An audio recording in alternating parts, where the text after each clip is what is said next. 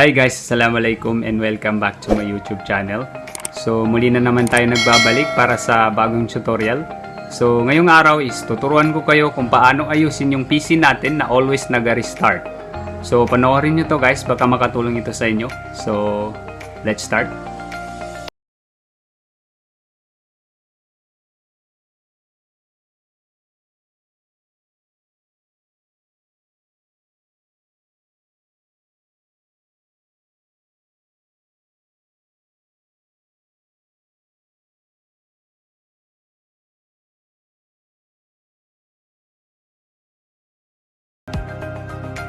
So ito yung PC natin guys. So first buksan natin para malaman natin kung bakit siya nagbabalik-balik.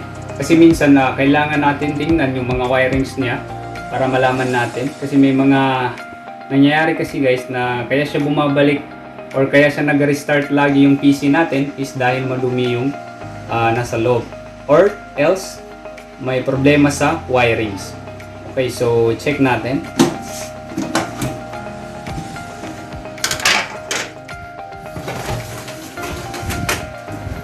Okay, so first, i-check natin yung hard drive natin. Ito yung hard drive. So, ito naman yung motherboard natin. Okay, so ito naman yung power supply natin. And then, may connection yung power supply sa ating hard drive kasi siya yung nagpapa-start or siya yung nagpapagana sa ating hard drive. And then, nakakonect din yung motherboard natin. So, kailangan natin i-check yung wirings niya kung wala ba siyang problema. Or di kaya merong maluwag.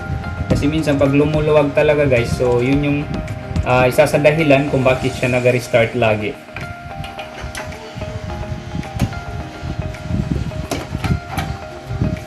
Okay, so malinis naman to.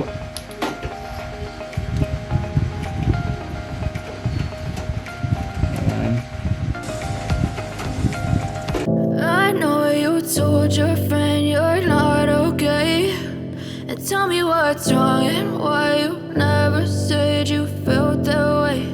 And guess you're trying to stay strong and fake a smile until I look away. But I've known you too long, it hurts to watch your blue eyes fade to gray as you fade away, as you fade away. Yeah, I'm about to fade away, cause every time I wake up I feel like it's Monday. Something's going wrong with all the chemicals up in my brain. All of a sudden I don't look at anything the same way. Got a build up of my thoughts sitting in an ashtray. I'm sorry that I'm so inconvenient, okay. Just let me be me and I'll stay out of your way. I can see the way you look at me, I'm such a disgrace. I never really asked to be brought into this place. You wanna love me? Well then baby I have a taste. All the highs and the lows, no, you'll never be the same. I don't really wanna hurt you, but I can't control the pain. If you're sticking by my side, maybe we could be okay. Okay, maybe you could be the change I need today. I promise that I've never felt this way. I really hope that you will choose to stay through all the pain. I know you told your friend you're not okay, and tell me what's wrong and why you never said you felt that way. Guess you're trying to stay strong and fake a smile until I look away. But I've known you too long, it hurts to watch your blue eyes fade to gray as you fade away,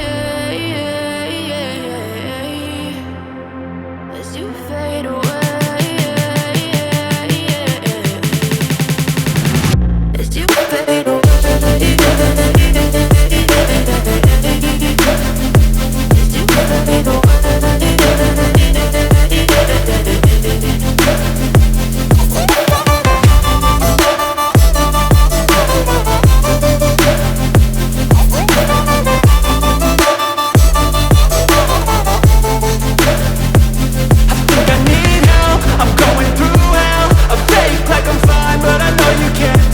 Like nothing else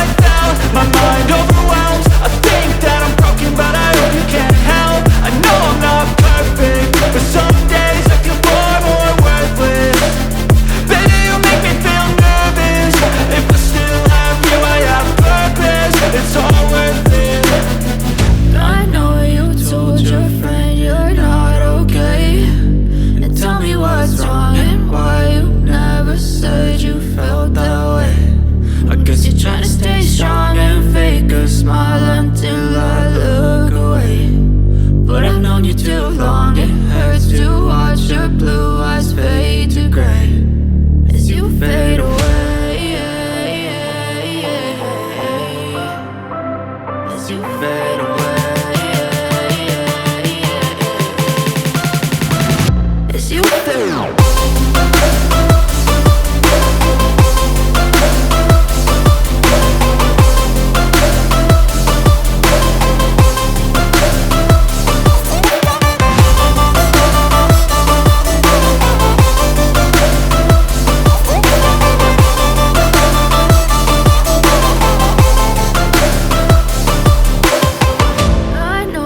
Told your friend you're not okay, and tell me what's wrong and why you never said you felt that.